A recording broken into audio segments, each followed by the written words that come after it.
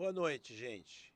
Estamos aqui então para apresentar o- a segunda parte do primeiro módulo, que se denomina Os Judeus na Ótica da Patrística. Patrística se refere aos grandes pensadores da Igreja nos seus primórdios, no seu início. Seriam os padres da Igreja, e não é especificamente o padre da paróquia. É os padres fundadores da Igreja. Isso seria a patrística. De uma maneira geral, a visão que a Igreja tem dos judeus, ela é, em alguns aspectos, muito crítica, mas em alguns aspectos há uma certa reverência. Os judeus seriam, inicialmente, os receptores da revelação do Sinai, da lei, da Torá, através de Moisés, e diversas transmissões da vontade divina através dos profetas. Portanto, o judaísmo é a base, é o pilar das religiões monoteístas que continuam a partir dele, cristianismo e islamismo. Então, seria uma espécie de uma continuidade. Mas aí os judeus se diferenciam ao não aceitar Jesus como Messias e ao não aceitar o caráter divino de Jesus. Só que no início, judeus e cristãos estão juntos. Os primeiros cristãos, eles aparecem nas sinagogas, ouvem as pregações dos apóstolos e são judeus cristãos, judeus que acreditam em Jesus como Messias. A separação começa tenuamente, lentamente, a partir de Paulo. O Paulo permite que os judeus cristãos, ou seja, os que se converteram ao cristianismo, eles continuem com a circuncisão. Mas os novos conversos, que não eram judeus anteriormente, os chamados prosélitos gentios, que era dos povos que foram convertidos, houve proselitismo, mas eles eram dos povos, eram gentios, esses não precisam se circuncidar. Então a lei é colocada numa condição de menor importância e praticamente como descartável. Então os judeus cristãos continuam dentro da lei e fazendo a circuncisão. Mas os gentios que se convertem não fazem a circuncisão e não estudam nem praticam a lei. Lenta e gradualmente eles vão se separar.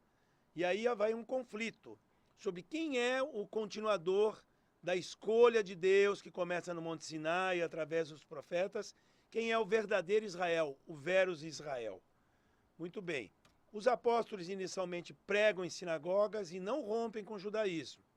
Mas, por voltas do ano 50, com o Concílio de Jerusalém, começa uma lenta e gradual separação, porque Paulo consegue passar o conceito de que os convertidos pagãos, os convertidos dos gentios, possam não fazer a circuncisão e não precisar praticar os preceitos. Mas há muitas ideias. Uns dizem que os judeus e cristãos continuam juntos e próximos até a guerra contra Roma, quando os judeus são derrotados e os cristãos não apoiam a revolta contra Roma, no ano 67 e 70. Outros dizem entre esse período, entre 70 e 132. Outros historiadores e teólogos dizem é a revolta de Bar Kokhba, quando o Bar Kokhba é apontado como Messias pelo rabino Rabi Akiva. Mas hoje a nova historiografia diz que a separação se consolida a partir da ascensão de Constantino. Ou seja, há várias datas para definir a separação das duas religiões. É uma polêmica historiográfica que eu não vou me posicionar. O conflito da igreja com a sinagoga é uma questão milenar. Principalmente isso fica muito forte quando a igreja se aproxima do império. O Constantino passa a proteger a igreja e adota o cristianismo como religião oficial somente no período de Teodósio. Ou seja, Constantino ainda só protege, alguns dizem, mas ele se converteu, mas ele só se converteu na morte, tal. O cristianismo lenta e gradualmente passa de perseguido inicialmente, protegido a partir de Constantino e, por fim, religião oficial com Teodósio.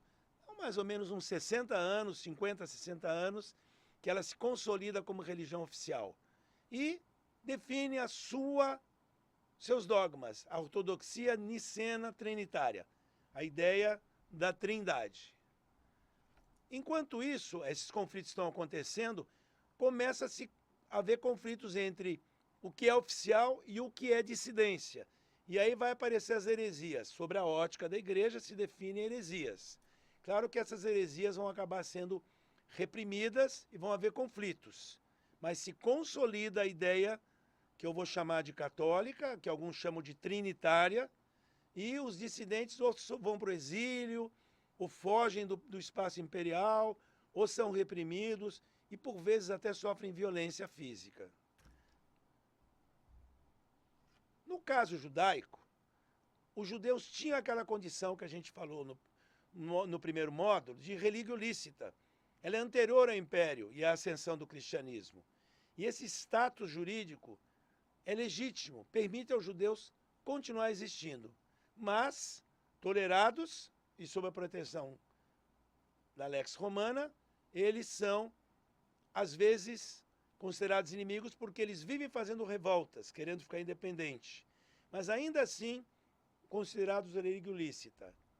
Só que gradualmente a igreja pressiona para que os judeus não tenham mais esse status.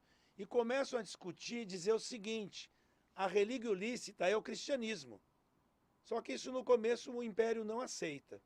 E o império persegue, inclusive, os cristãos, como a gente já falou. Inicialmente há um conflito sobre quem seria o verdadeiro Israel, quem é o herdeiro de Moisés e dos profetas.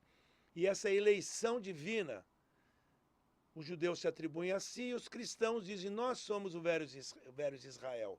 E vão haver várias polêmicas, Justino, Tertuliano, e polêmicas nas grandes cidades helenísticas. Cidade de Antioquia, que vai ser uma verdadeira base da expansão do cristianismo, e Alexandria em grau menor, mas também são lugares onde polemizam cristãos e pagãos, cristãos e judeus, e lá se definem muitas ideias.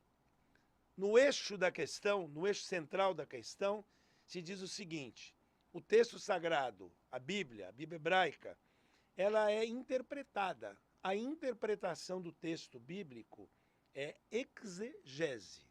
Essa interpretação, ela pode ser literal, é o que está escrito ao pé da letra, sem interpretação, e que seria, na percepção cristã, uma exegese judaica.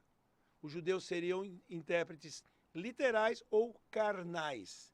Interpretam no corpo, na corporificação, na carne. E não entendem que o texto sagrado não tem só corpo literal, tem também espírito e alma, que são mais elevados. Então os cristãos criam níveis de leitura, os judeus também têm, mas os cristãos ignoram que eles têm isso. E definem níveis de análise e de interpretação do texto sagrado. E dizem que os judeus são carnais, eles ficam na superfície, eles não veem os segredos do texto sagrado e fazem essa exegese. O primeiro deles é um bispo que é próximo a Constantino, o imperador Constantino, que é aquele que começou a proteger o cristianismo, é o bispo Eusébio da cidade de Cesareia.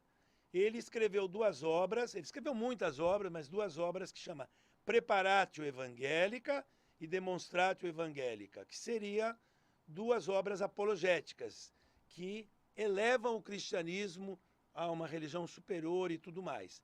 E ele começa a construir a ideia de que tem na Bíblia dois tipos de pessoas: os hebreus, que seriam os originais, e os judeus, que seriam os que saíram do caminho, que os distorceram o caminho. E que os cristãos estão representados no chamado Antigo Testamento, na Bíblia hebraica, eles estão representados lá pelos hebreus. Então, Moisés, os patriarcas, os profetas são hebreus, são cristãos primitivos na Bíblia hebraica. Seriam protocristãos, cristãos originais. Ainda não existe cristianismo porque Jesus não encarnou ainda, mas eles representariam isso. Eles são uma espécie de introdução ao que vai ser o cristianismo. Já, por exemplo, aqueles que adoraram o bezerro de ouro quando Moisés estava lá no Monte Sinai, esses são judeus. Os que perseguiram os profetas, esses são judeus. Os corretos, os bons exemplos do Antigo Testamento são hebreus e são cristãos primitivos, protocristãos. Os maus exemplos, os que têm mau comportamento, são judeus. Com isso, ele tenta tirar a legitimidade do judaísmo como herdeiros da revelação do Sinai, dos profetas, etc. Os judeus seriam os tortos, os desviados, os errôneos, os malignos, os descrentes. E por isso que os judeus não aceitam Jesus. Concepção de história dele, ele começa a criar, ele é um cronista e é um historiador também. Uma ideia de sentido ou finalidade da história, que já tem em outras religiões e o cristianismo adota isso a partir do judaísmo. Mas ele tenta buscar raízes nobres, milenares aos cristãos, associando Abraão, Isaac e Jacó, Moisés, Davi, grandes figuras do Antigo Testamento, com os cristãos, dizendo que eles são cristãos primitivos. Com isso, o cristianismo teria a condição de religio lícita, de religião juridicamente legal, porque ela é tradicional e ela é antiga. Hilaire de Poitiers. Hilaire de Poitiers, como diz o nome, ele é de uma cidade francesa, Poitiers, que fica na Gália naquela época, atual França, e ele diz que os judeus, na verdade, estavam possuídos por demônios antes da lei aparecer. E aí, com a lei, com Moisés e os profetas, eles estão liberados dos demônios. Mas quando eles renunciam, não aceitam Jesus como Cristo, como Messias, o Redentor, o diabo volta a possuir eles. Então ele começa uma associação entre os judeus e o diabo. De uma maneira um tanto quanto anacrônica, ele diz que tem várias situações em que existe oposição entre profetas e seguidores de Baal, por exemplo. Ele diz assim, que Deus abandonou esse povo teimoso e de dura serviço, que são os judeus. E aí ele generaliza aos judeus do passado e do presente dele uma condição ruim, de maligno, de demoníacos. E, criticando os judeus, ele os sataniza. É o começo da satanização dos judeus que a gente vai ver depois. Gregório de Nissa é parecido. Nissa é uma cidade na Ásia Menor. Ele considera os judeus assassinos do Senhor e dos profetas, advogados do diabo e adversários da graça. Novamente, a coloração que se dá aos judeus é de uma profunda malignidade. Jerônimo. Jerônimo é um brilhante erudito. Ele é monge, ele nunca foi bispo, mas ele sabia muito bem 3 línguas. Ele sabia o latim, porque ele era do Ocidente, ele viveu muito tempo na Itália. Ele sabia o grego, porque ele vai para o Oriente, e aprendeu com os judeus, inclusive o hebraico. Conviveu, foi muito bem tratado pelos judeus. Ele viveu uma época em Belém, a cidade que seria a cidade onde nasceu Davi, e segundo a tradição, onde nasceu Jesus. E ele, a partir desse conhecimento, ele traduziu a Bíblia para o latim, porque havia muita gente no Ocidente que não sabia o grego, e a única versão que se tinha, além do hebraico, era a versão grega, né? A Septuaginta é a versão grega.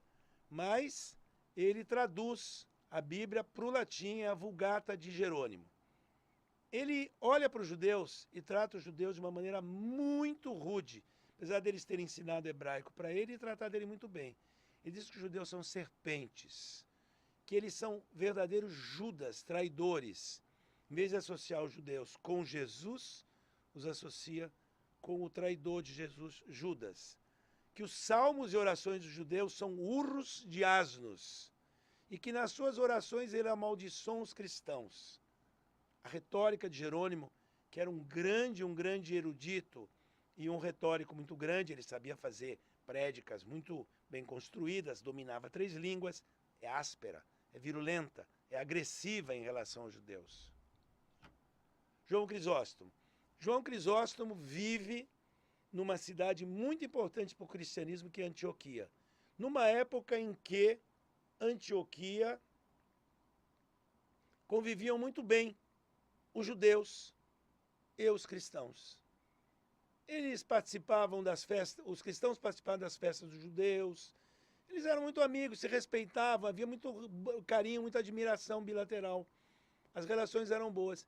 E ele começa a fazer uma série de sermões antijudaicos. Quais seriam a razão dos sermões de Crisóstomo? Se a gente traduzir a palavra Crisóstomo, seria boca de ouro. Ou seja, ele era um grande orador, um predicador muito competente, mas também muito agressivo.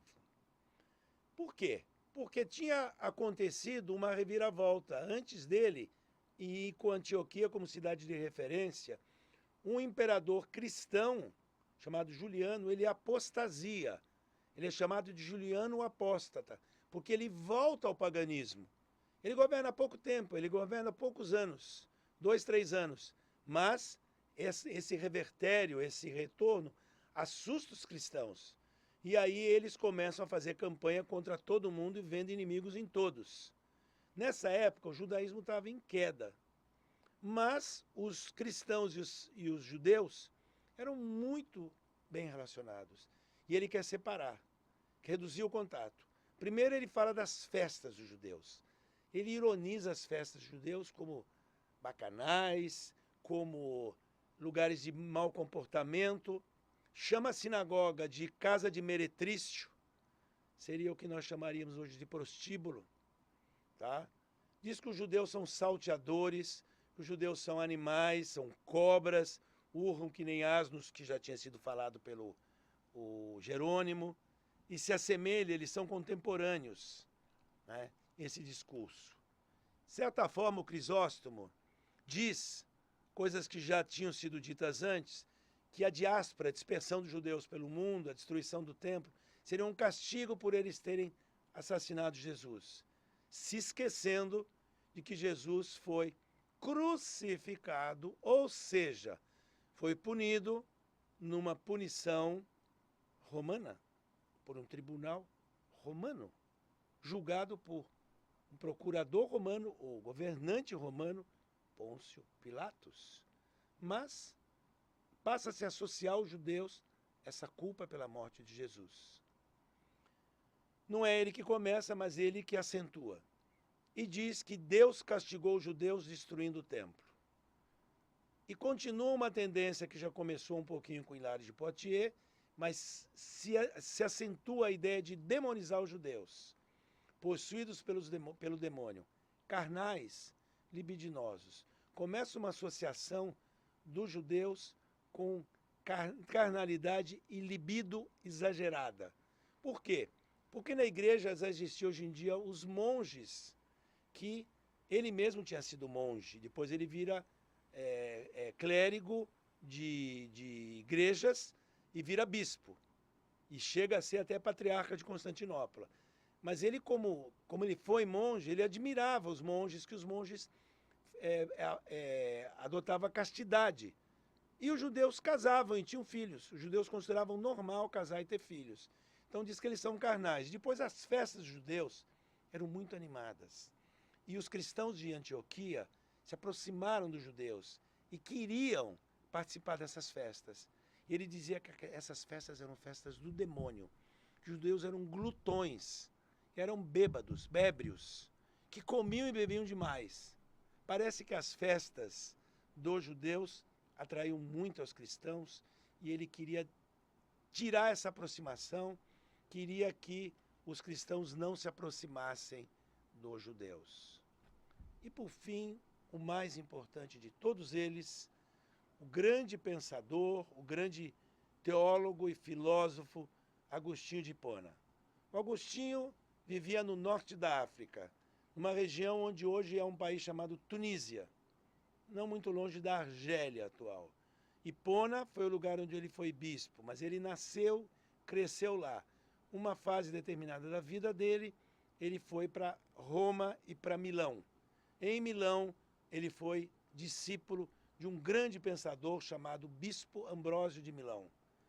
E ele tinha uma formação clássica. Inicialmente, ele não acreditava no cristianismo, ele foi inclusive maniqueísta. Era uma religião dualista, que acreditava que haviam dois deuses, um do bem, um do mal. O do bem seria a luz, a espiritualidade, e o do mal seria as trevas, a carnalidade. Bem e mal, espírito, matéria, luz, trevas, essa dualidade aparece no maniqueísmo. O Agostinho abandona o maniqueísmo, ele não se convence do maniqueísmo e acaba se convertendo ao cristianismo. Mas ele traz um pouco desse pensamento maniqueísta. Ele é imbuído um pouco desse pensamento. Ele tenta sintetizar razão e fé. E o trabalho dele é muito importante. Mas ele enfatiza que a fé é mais importante do que a razão.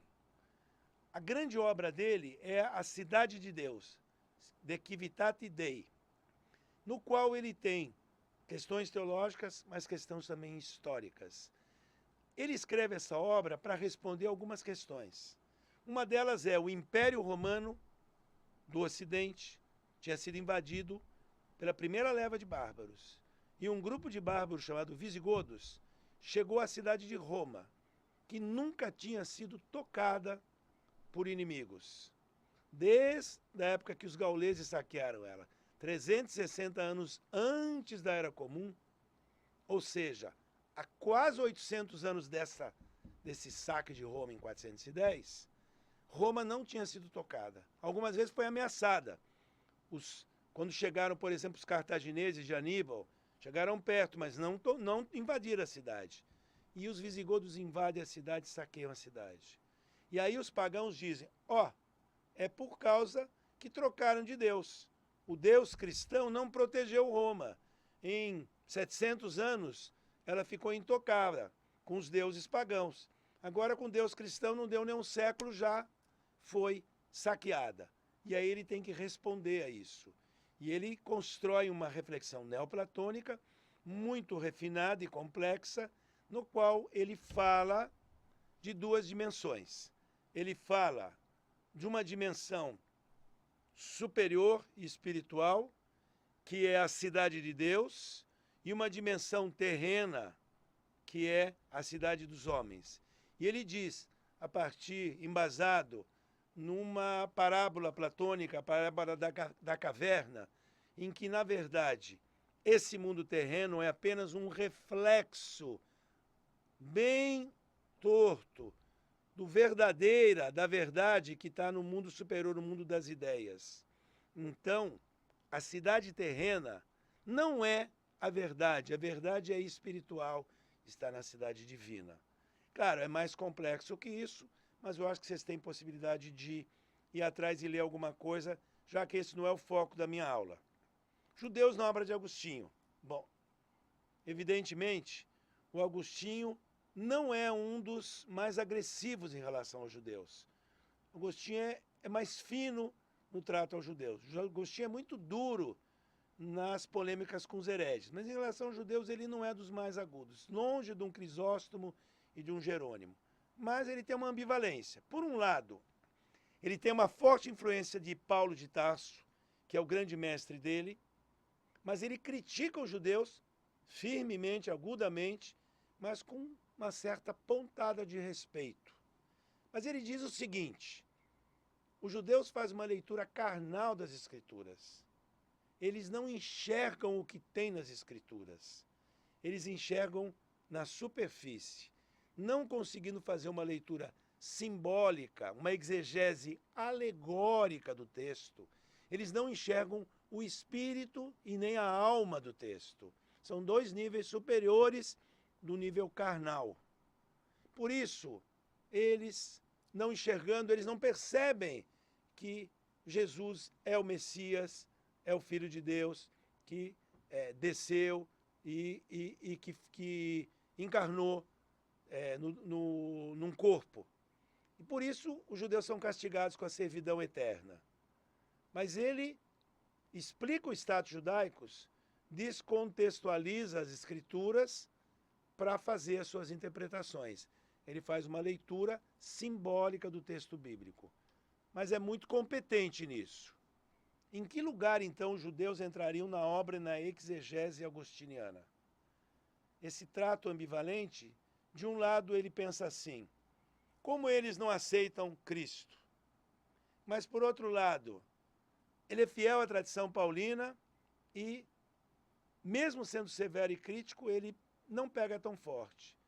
E ele começa a pensar o seguinte, os judeus fazem isso porque não sabem ler as Escrituras. Eles fazem uma leitura carnal. E para onde vão? Ele considera que os descendentes de Judas, eles esquecem que Jesus era judeu e diz, os descendentes de Judas, responsáveis pela morte de Jesus e por tal atitude, são malditos, vão ter que ser escravos. Mas lá adiante, no final dos tempos, os judeus se convertendo ao cristianismo e recebendo a graça divina, a misericórdia divina, eles se arrependerão de terem insultado Cristo na sua paixão quando virem na majestade. Ou seja, quando Jesus vier de novo, no final dos tempos, no juízo final, eles vão lá se arrepender do que fizeram, vão se converter e vão poder se salvar. Agora, os que não se converterem e resistirem, vão queimar no inferno. Ou seja, os judeus têm duas escolhas, se converter e se salvar e não se converter e queimar no inferno. Não há um plano C, é um plano A e um plano B. Mas ele entende que os judeus são muito importantes no projeto da história. E ele usa de profecias bíblicas. Ele pega, por exemplo, Amós e Oséias, para justificar a situação dos judeus. Ele diz que os judeus são israelitas carnais que agora não creem em Cristo. Mas lá adiante, mais tarde, vão crer. Ele insiste muito na questão da conversão dos judeus e repete em vários trechos. Com Oséias, ele explica a degradação dos judeus e diz assim, os filhos de Israel ficarão durante muitos dias sem rei, sem governo, sem sacrifício, sem altar, sem sacerdócio, sem revelação. Ou seja, analisando, sem reino, eles estão na diáspora. Desprotegidos e dispersos, eles estão na diáspora. E o templo foi destruído pelos romanos e os judeus estão enfraquecidos. Então ele explica os judeus da sua época, através do versículo, dos trechos de Amós e Oséias, descontextualizando eles de que essa crítica era para aquela época e para aquele momento. Pega uma crítica que é mais ou menos do ano 700 antes da Era Comum e traz para o ano 400 depois da Era Comum. Tira de um contexto e 1100 anos depois coloca num outro contexto para explicar.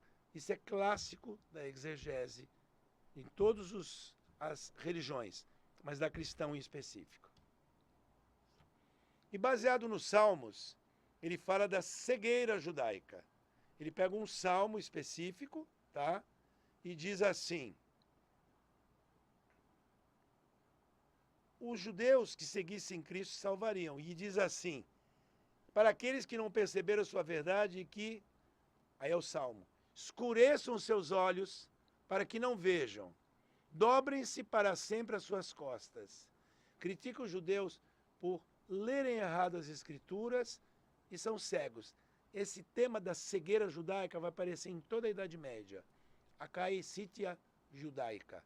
E quando tem imagens, por exemplo, na entrada de uma catedral, por exemplo, se alguém for a Paris, na Notre Dame, mas também pode entrar na internet e procurar a imagem da catedral, e que tem inclusive essa imagem da catedral no livro de História Medieval, que eu ministrei para vocês também.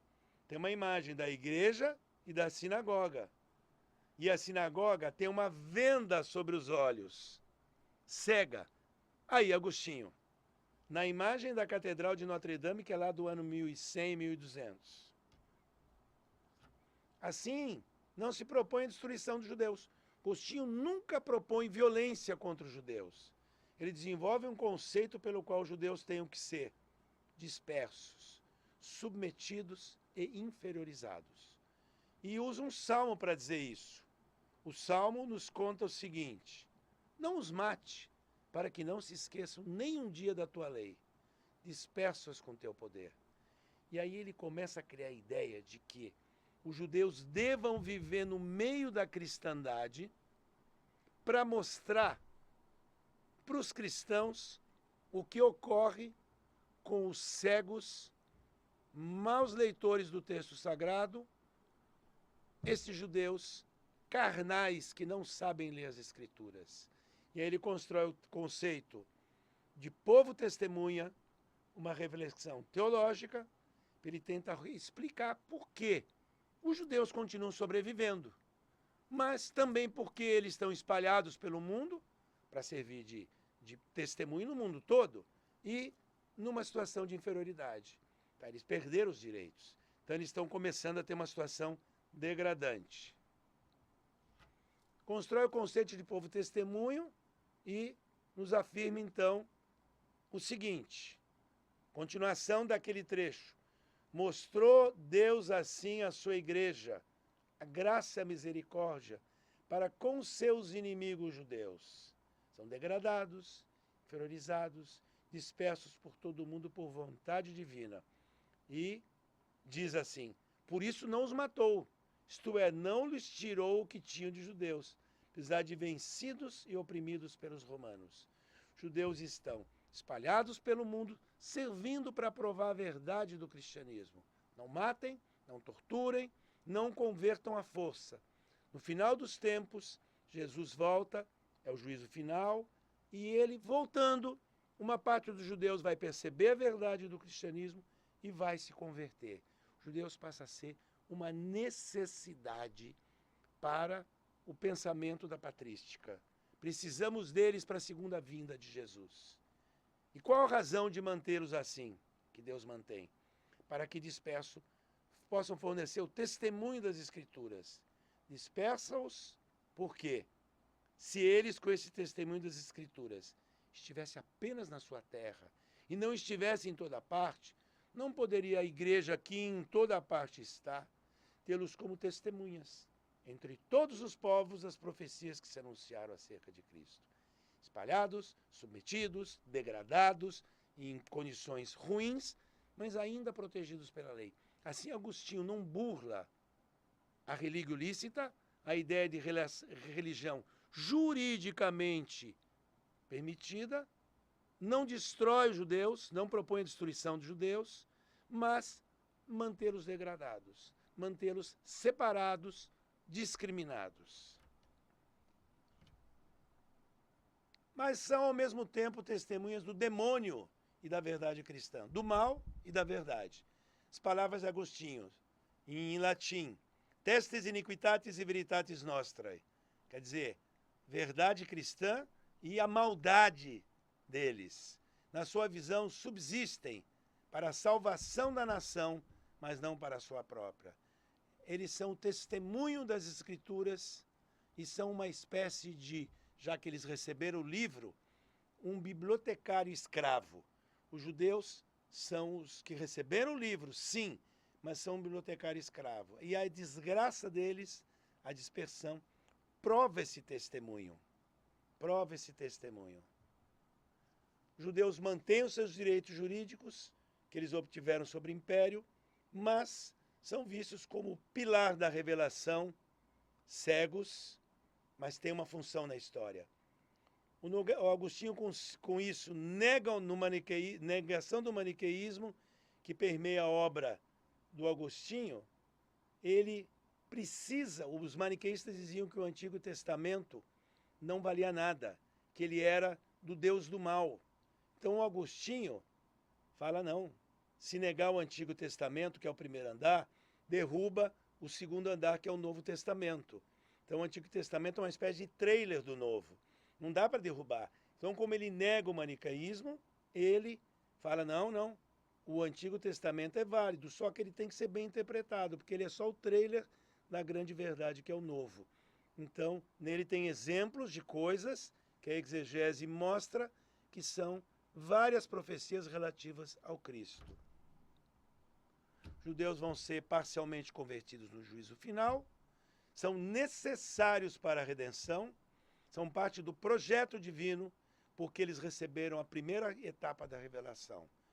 Nada de violência contra eles, mas convertê-los pela pregação e pelo convencimento. Não propõe violência. Aqui a gente fecha. Eu espero que vocês tenham compreendido essa posição. Um grande abraço e até mais no segundo módulo.